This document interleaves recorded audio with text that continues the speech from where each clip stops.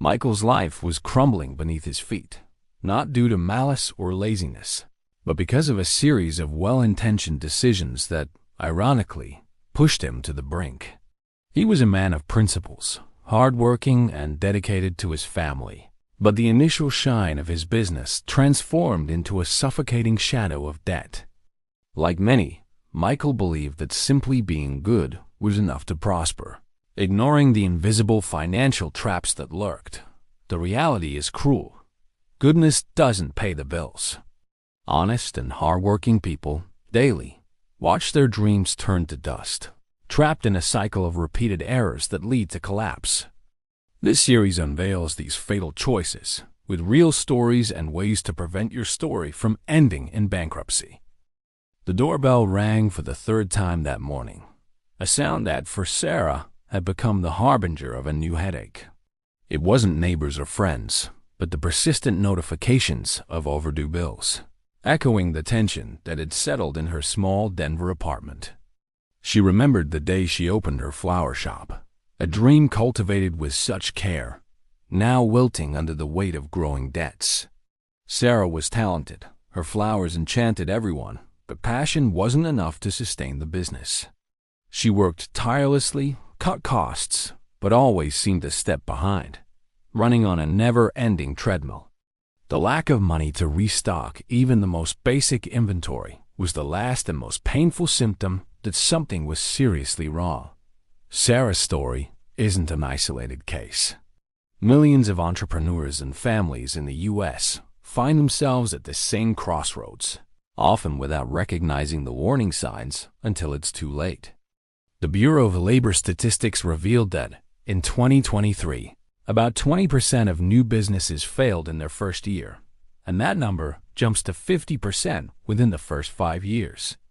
But bankruptcy is rarely a sudden event.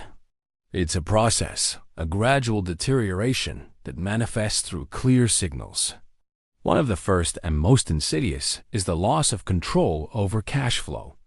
Michael, for instance, realized that despite his sales, the money was never enough to cover expenses.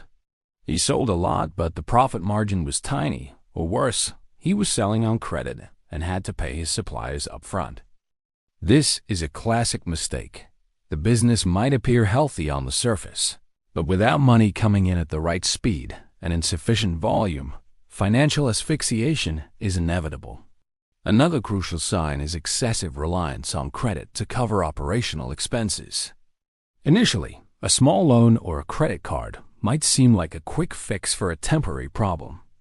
However, when this becomes the norm and credit money is used to pay bills that should be covered by revenue, debt spiraling is imminent.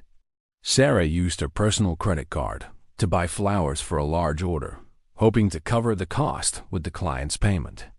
But the client was late, and the credit card interest accumulated, turning a small hole into an abyss.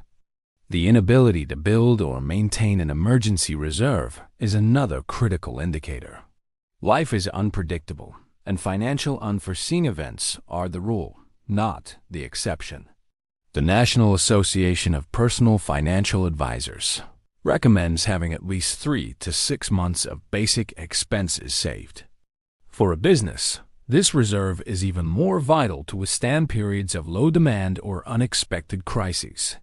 Without this cushion, any setback, equipment breakdown, unexpected illness, or a drop in sales can be the fatal blow. Michael had no reserve at all. When one of his suppliers unexpectedly increased prices, he had no choice but to accept, further eroding his already tight margin. Furthermore, the deterioration of relationships with suppliers and creditors is an unequivocal symptom. Constant payment delays, requests for extended deadlines, and a poor market reputation begin to limit options. Suppliers demand advance payments, banks refuse new loans, and the support network that once existed dissolves. Sarah realized this when her flower supplier, with whom she had a years-long partnership, began to demand upfront payment, making her operation unviable. This lack of flexibility, though understandable from the supplier's side, is a clear symptom of the risk perception the market begins to have about the business or individual. Mental exhaustion and constant stress are not just consequences of financial crisis, but also signs that the situation is out of control. The overload of worries, difficulty sleeping, loss of productivity, and irritability are indicators that financial pressure is consuming the person. It's a vicious cycle. Stress leads to bad decisions, which worsen the financial situation, which in turn increases stress. Michael spent sleepless nights reviewing spreadsheets, trying to piece together a puzzle that seemed impossible to solve. Mental health is a valuable asset, and its decline is a warning that the financial foundation is giving way. Finally, one of the most evident signs is the inability to plan for the future. When the main focus becomes simply surviving the day, and there's no room to think about growth, investments, or long-term plans, bankruptcy becomes a matter of time. The vision for the future disappears, replaced by a financial myopia that prevents any strategic movement. For Sarah, every day was a battle to pay the next day's bills. Thinking about expanding, new products, or even a vacation seemed an unattainable luxury. She was trapped in a survival routine, a true state of red alert.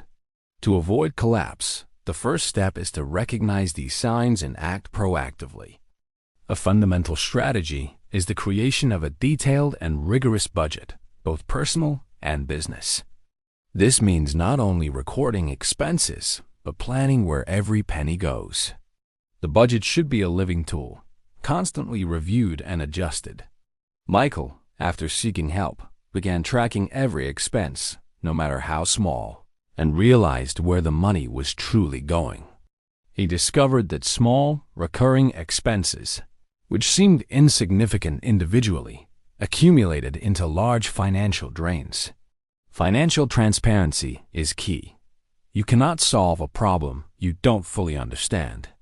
In addition to budgeting, it's crucial to set clear and achievable financial goals. This includes goals for debt reduction, reserve building, and revenue increase. Goals provide a sense of purpose and a roadmap for recovery.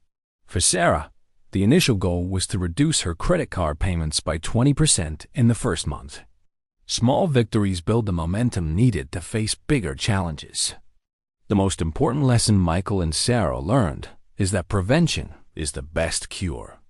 Ignoring warning signs is like ignoring a leak in the roof.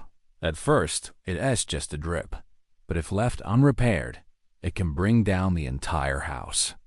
Early identification of loss of cash flow control, credit dependence, absence of reserves, strained relationships, and mental exhaustion is crucial.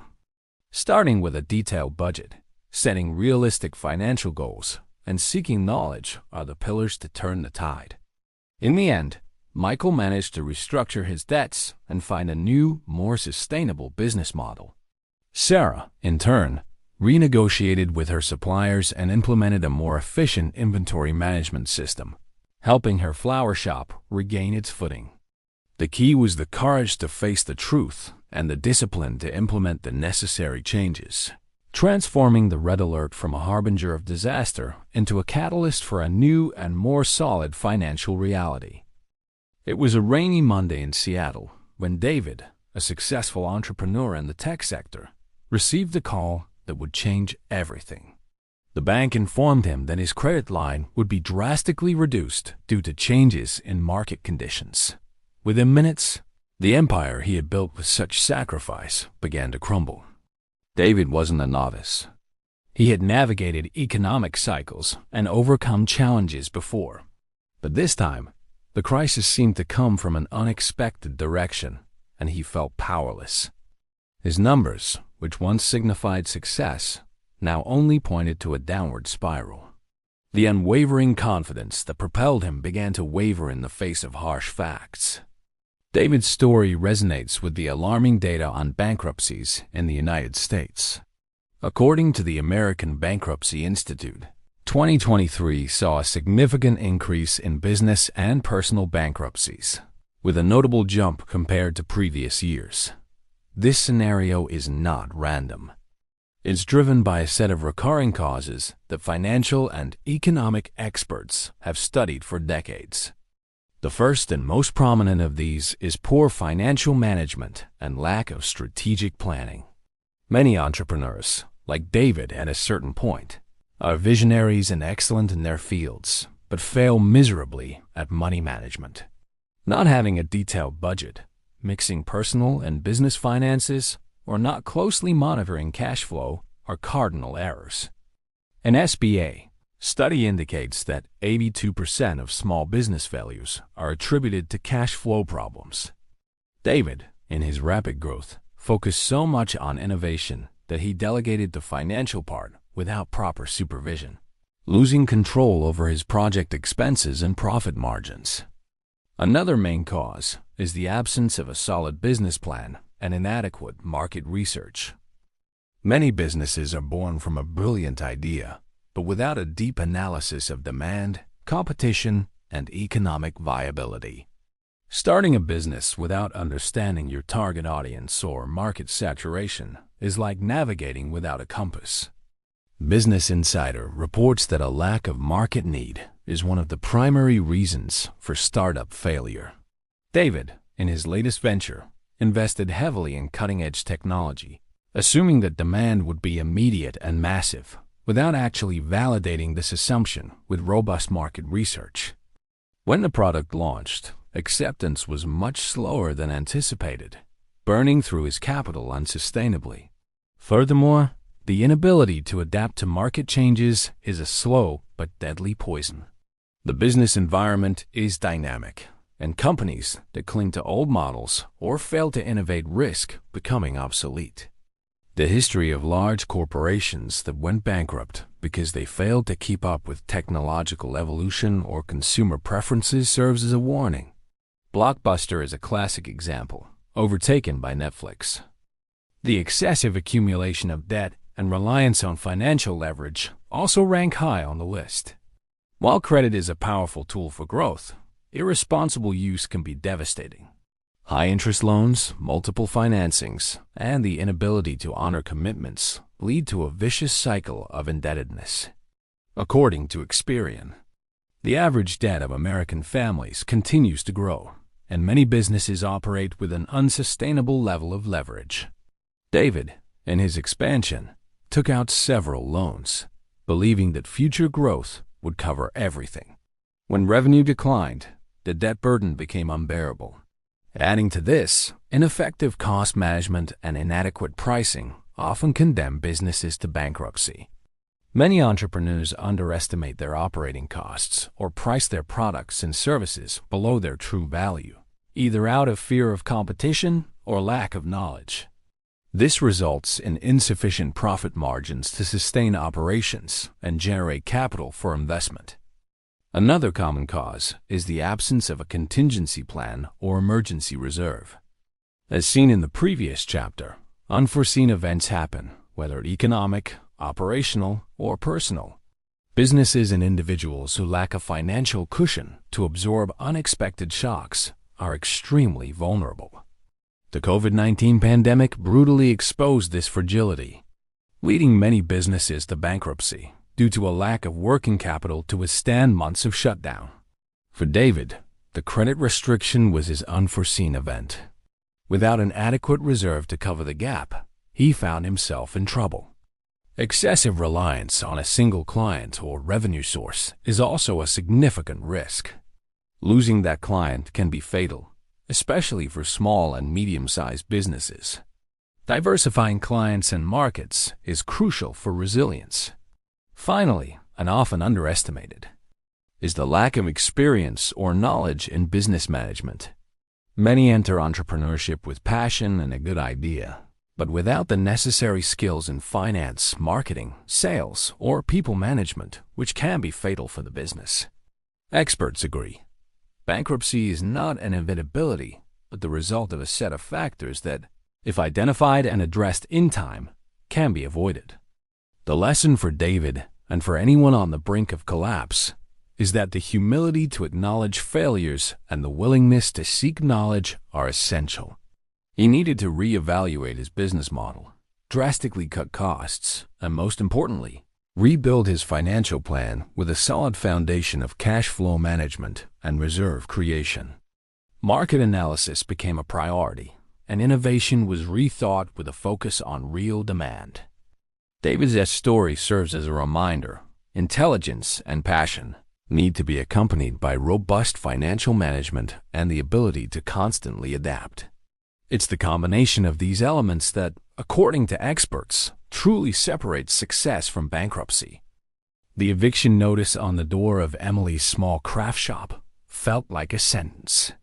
In her chest, a sharp pain mingled with the shame of having come to this point. She remembered the sleepless nights trying to make the numbers add up, the promises of next week will be better that never materialized. Emily, a talented and passionate artisan, had turned her hobby into a business. But passion alone was not enough to navigate the turbulent waters of finance.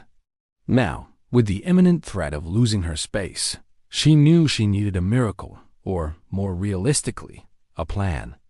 Emily's situation reflects the reality of thousands of entrepreneurs and families who find themselves in a financial hole, feeling trapped with no way out. However, bankruptcy is not always the end. With the right strategies and a dose of discipline, it is possible not only to get out of the hole, but also to build a stronger financial foundation. Financial recovery, whether personal or business-related, begins with accepting reality and conducting a brutally honest assessment of the situation. According to the National Foundation for Credit Counseling, the first step to recovery is the willingness to face the numbers, no matter how painful they may be. This means listing all debts, who they owe, how much is owed, and the interest rates involved.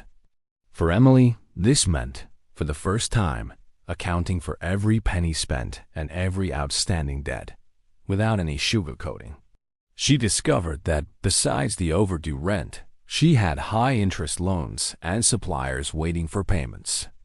Once the full picture of debts and cash flow is understood, the next vital strategy is debt renegotiation and consolidation.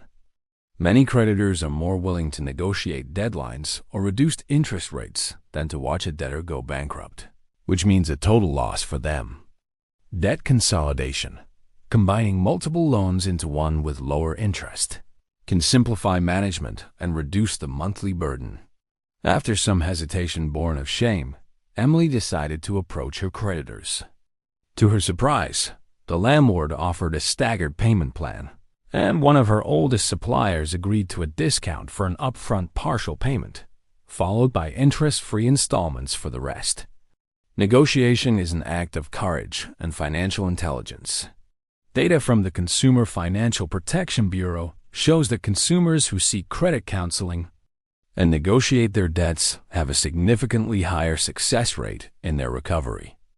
Alongside renegotiation, it is essential to drastically cut costs and optimize expenses. This involves a thorough analysis of every expense and eliminating anything non-essential. In a business context, it might mean reevaluating suppliers, reducing excess inventory, or even temporarily downsizing the team.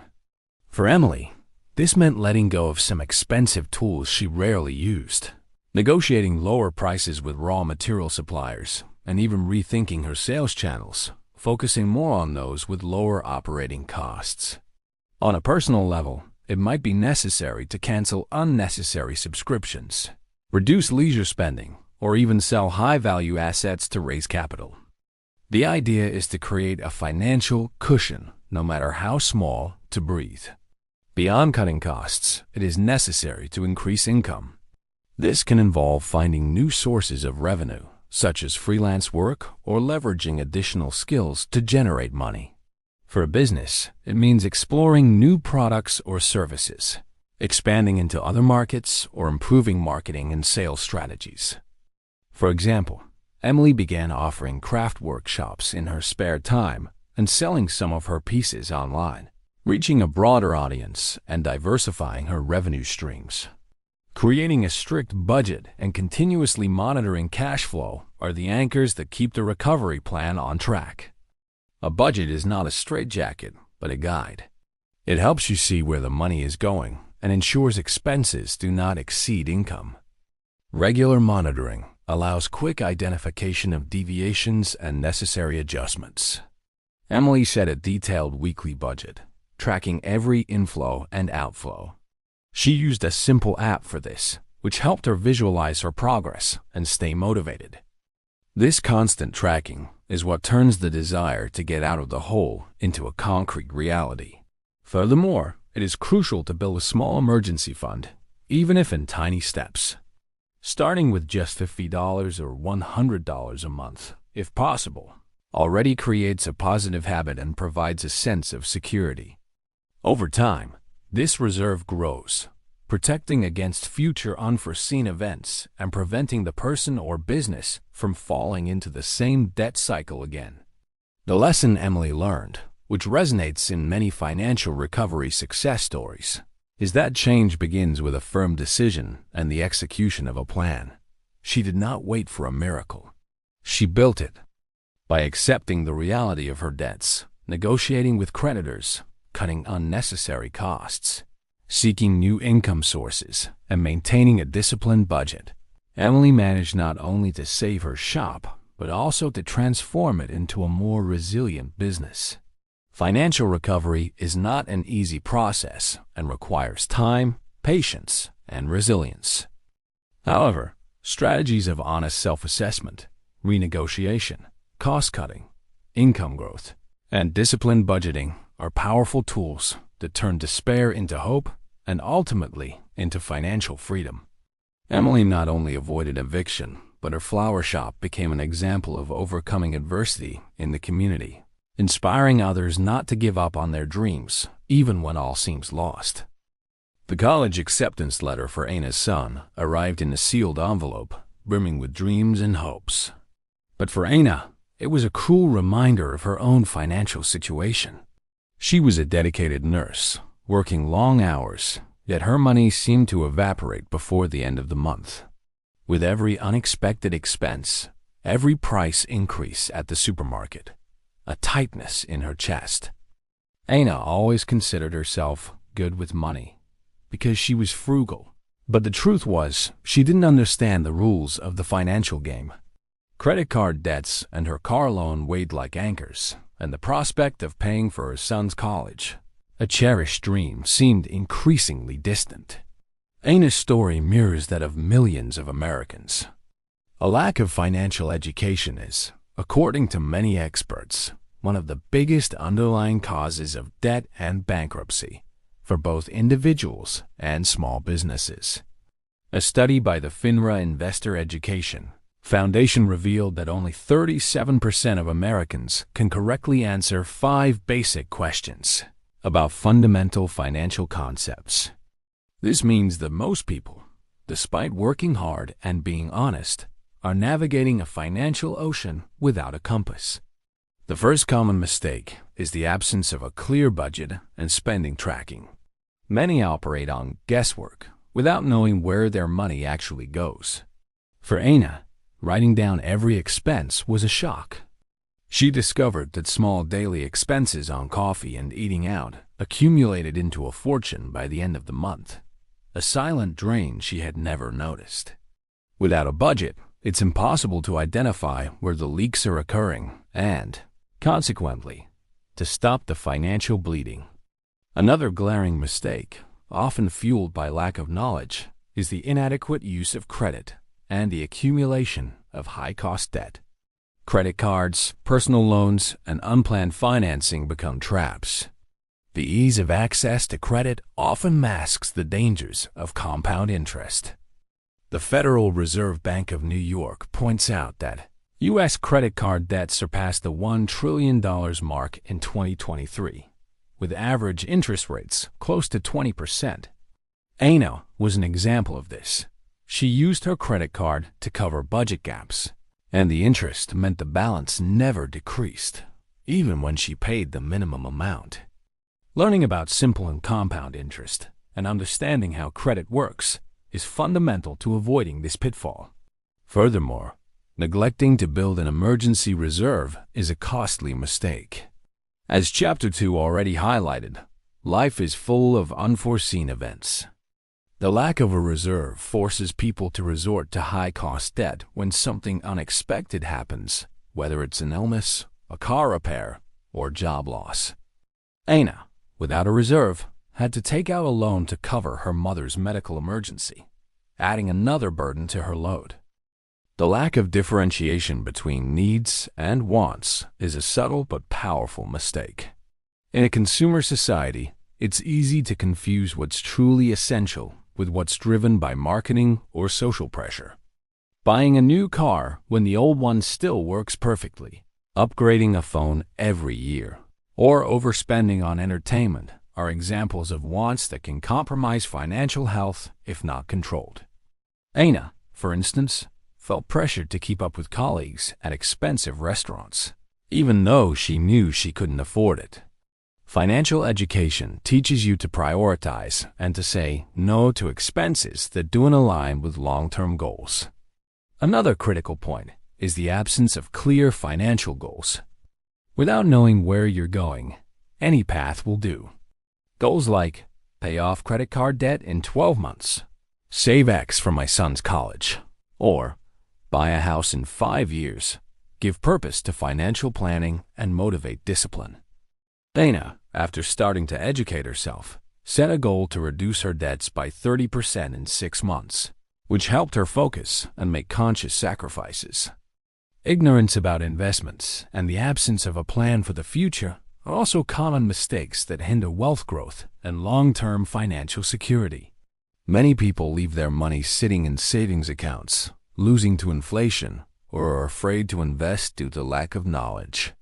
Starting to invest, even with small amounts, in low-risk, easy-to-understand vehicles like index funds or treasury bonds is a crucial step. Financial education empowers people to understand the basic concepts of diversification, risk, and return, and to plan for retirement, buying a home, or other life goals.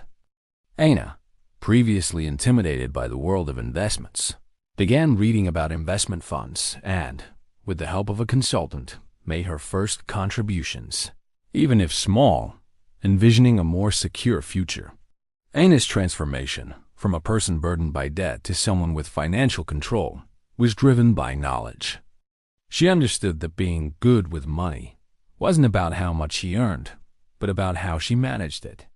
By adopting a strict budget, learning about smart credit use, building her emergency reserve, differentiating needs from wants, setting clear goals, and starting to invest, Anna not only paid off her debts, but also managed to save for her son's college.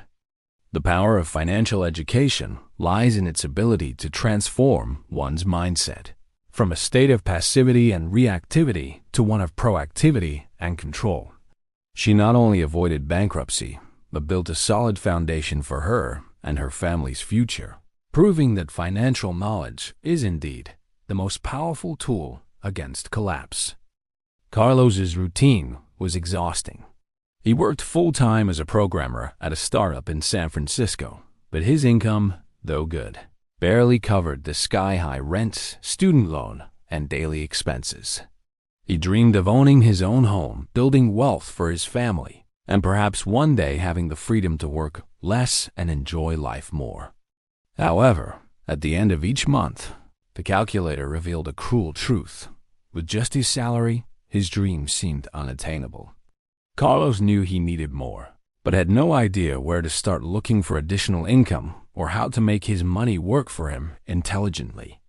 Carlos's situation is familiar to many who, even with a stable job, feel the pressure of an expensive life or the desire to accelerate their financial goals.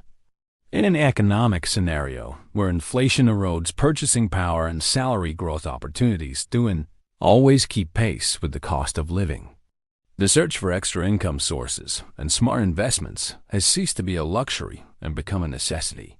A 2023 Bankrate survey revealed that over 40% of Americans have a side hustle, and this number is constantly growing. The first strategy to increase revenue is to explore one's own skills and passions. Carlos was a talented programmer. He could offer his services as a freelancer on smaller projects, create on-demand applications, or even give private programming lessons. The gig economy, with platforms like Upwork and Fiverr, facilitates the connection between professionals and clients seeking specific services, turning skills into extra cash. In addition to professional skills, there are several ways to generate extra income that don't require specific training. Selling unused items on platforms like eBay or Facebook Marketplace, being a rideshare driver, food delivery, or even renting out a spare room via Airbnb are accessible options. The key is to identify what you can offer and how to monetize your free time efficiently. Carlos, after some research, decided to start doing small freelance programming gigs on Tuesday and Thursday nights, and the extra money quickly became a relief in his finances. However, generating extra income is only part of the equation. To build long-term wealth, it's crucial that this income is managed intelligently and, most importantly, invested.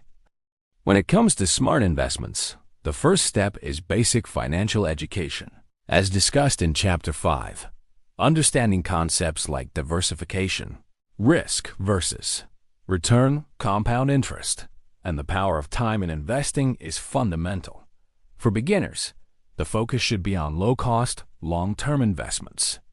One of the strategies most recommended by Warren Buffett and other great investors is the acquisition of low-cost index funds or mutual funds that replicate broad market indices, such as the S&P 500. These funds offer instant diversification, diluting risk, and generally have very low management fees. Carlos, after saving his first significant amount from his extra income, decided to invest in an ETF that tracked the S&P 500 index, automating monthly contributions. He knew he didn't need to be an expert to start benefiting from market growth. Another smart strategy is investing in income-generating assets.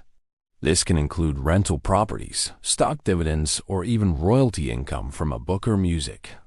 While real estate might require greater initial capital, there are REITs that allow you to invest in the real estate market with small amounts. The focus here is to create revenue streams that don't directly depend on your continuous time and effort. Carlos, over time, began to study the possibility of investing in REITs to gain exposure to the real estate market without the complexity of managing physical properties. Furthermore, automating investments is a powerful tactic. Setting up automatic transfers from your salary or extra income to investment accounts ensures consistency and leverages the power of dollar-cost averaging, where you buy regularly, regardless of market fluctuations. This approach takes emotion out of the process and ensures you're always investing. The lesson Carlos learned is that financial freedom isn't just about earning more, but about how you use the money you earn. By combining the active pursuit of extra income with a smart investment strategy, he began to see his dreams become tangible. The extra income wasn't just to cover expenses, but to build a future. His investments, even if small at first, gradually grew, driven by compound interest and time.